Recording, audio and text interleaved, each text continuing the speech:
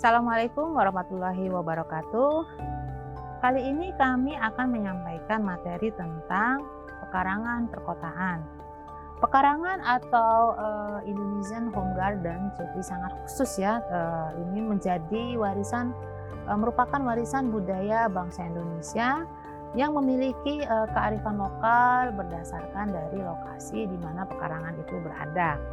Jadi tanaman-tanaman yang ditanam seperti yang di Pulau Jawa, di Pulau Bali, Sumatera itu bisa saja berbeda sesuai dengan kearifan lokal masing-masing.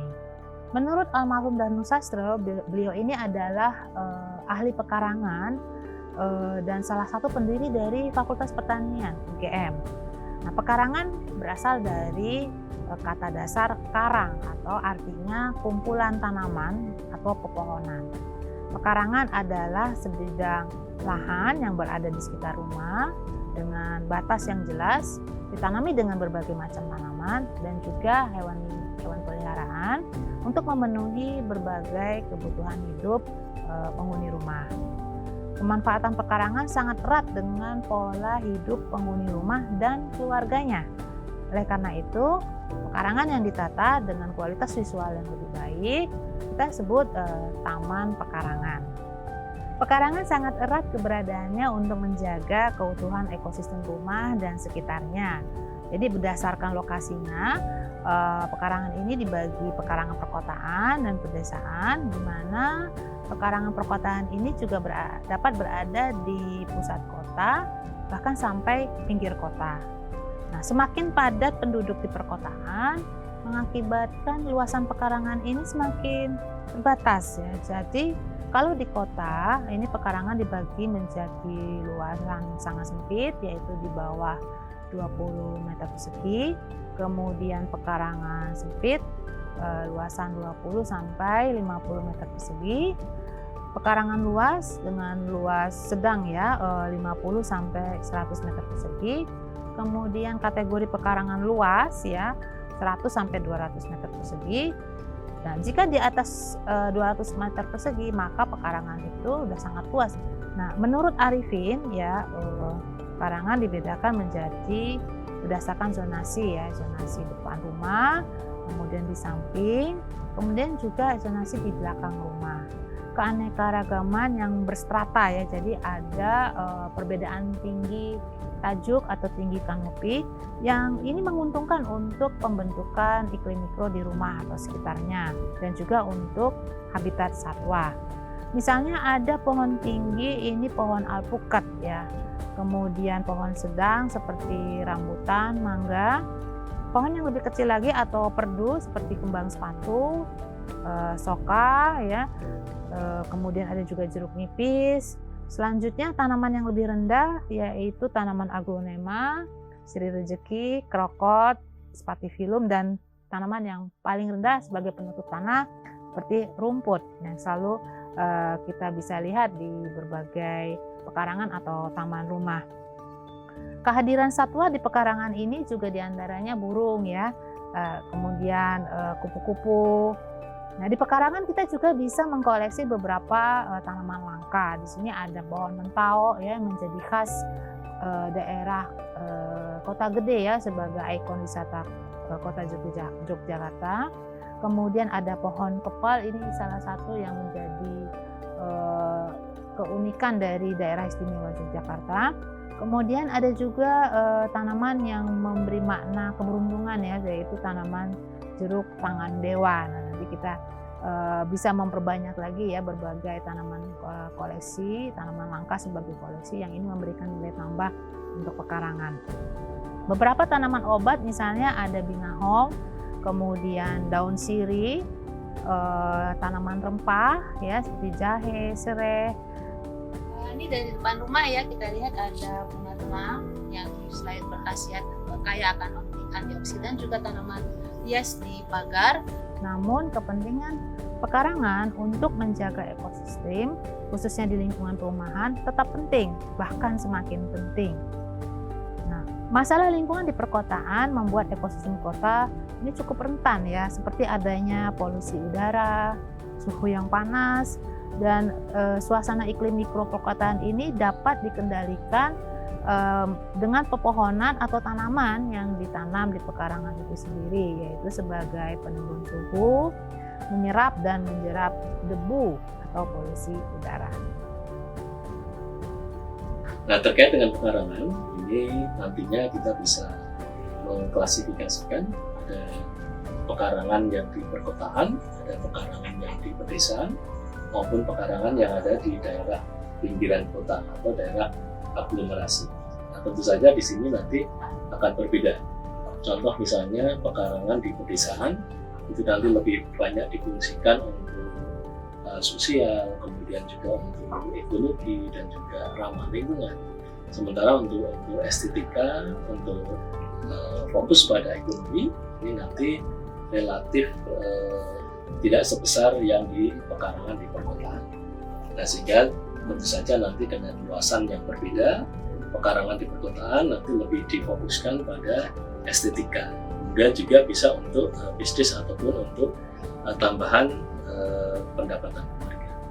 Nah, nantinya yang di daerah aglomerasi ini nanti akan ada satu istilahnya percampuran antara tujuan ataupun kebutuhan di dalam upaya memenuhi tujuan dari pengelolaan pekarangan tersebut. Nah, kemudian dari tanaman hias ini nanti bisa diklasifikasikan. Ada tanaman hias yang nanti ada yang suka naungan, kemudian ada yang suka terbuka, kondisi terbuka, kemudian juga ada yang sekiranya bisa di naungan dan juga bisa di tempat terbuka. Nah, kemudian dari jenisnya nanti bisa dari jenis anggrek, kemudian dari jenis anthurium, kemudian aglonema, kemudian ada adenium, kemudian juga sansevieria.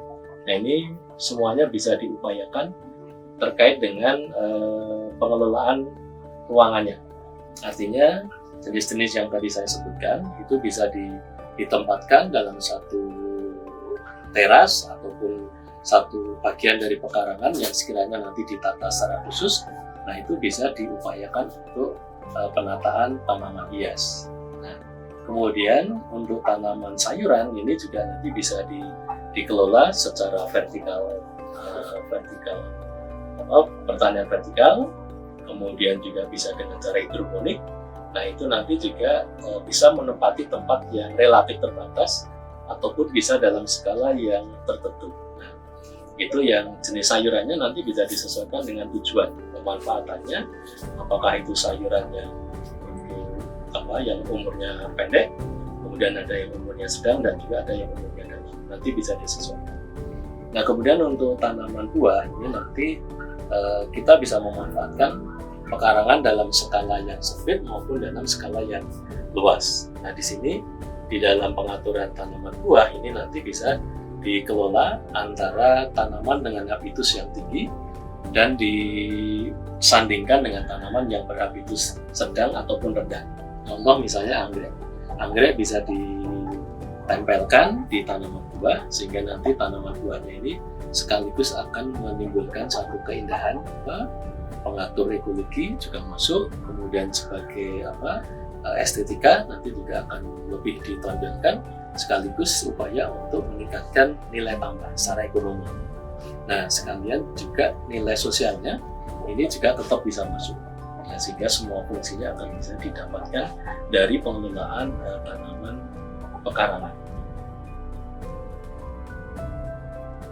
Berbicara tentang pemanfaatan pekarangan untuk ketahanan pangan, pastinya terkait erat dengan bagaimana kita mengupayakan untuk optimasi lahan yang ada di dekat rumah kita. Dan untuk apa? Pastinya untuk menanam komoditas, baik itu hortikultura maupun juga komoditas pangan, yang mana itu akan sangat menunjang ketahanan pangan di masyarakat kita, seperti itu. Terutama pada pekarangan-pekarangan yang sempit pun kita masih bisa memanfaatkannya, asalkan ada kebutuhan cahaya yang cukup dan juga kebutuhan air yang terpenuhi. Kita mewujudkannya dalam program pekarangan pangan lestari. Dalam kegiatan tersebut, masyarakat yang di dalamnya juga ada kelompok wanita tani diajak untuk memanfaatkan lahan di dekat rumahnya dan juga beberapa pekarangan yang kosong seperti itu untuk menanam tanaman sayur, tanaman buah, aneka ragam umbi, sehingga mereka bisa mengkonsumsi produk dari pekarangan mereka sendiri. Dalam prakteknya, pemanfaatan pekarangan untuk mendukung suatu ketahanan pangan harus dimulai dari unit masyarakat terkecil, yaitu keluarga. Jadi minimal dalam satu rumah bisa bermanfaatkan lahan pekarangannya untuk memenuhi kebutuhan sehari-hari. Sehingga perlu dipilih komoditas apa yang kita perlukan untuk makan, kemudian baru setelahnya kita juga bisa mempertimbangkan pada prioritas pasar. Jadi kita bisa memilih komoditas yang memiliki harga stabil dan juga relatif tinggi ya, seperti cabai, tomat, bawang merah, dan juga beberapa tanaman biofarmaka seperti jahe merah, ataupun tanaman kunyit seperti itu, sehingga jika berhasil dijual ke konsumen, para ibu rumah tangga juga mendapatkan tambahan income.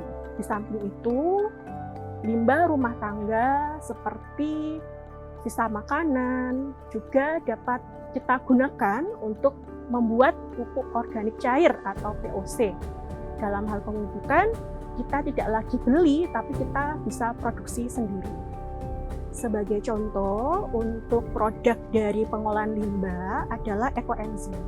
Jadi limbah sayur dan juga kulit buah dapat kita olah, kemudian kita gunakan untuk produk ekoenzim yang sangat bermanfaat untuk pupuk bagi tanaman dan juga untuk bahan hand sanitizer dan juga alat pembersih di skala rumah tangga. Baik, kita telah simak berbagai hal tentang pekarangan. Mari kita manfaatkan pekarangan dengan seoptimal mungkin, menjadi bagian dari kehidupan kita sehari-hari untuk kita hidup sehat dan berkualitas. Mulailah dari taman pekarangan kita. Assalamualaikum warahmatullahi wabarakatuh.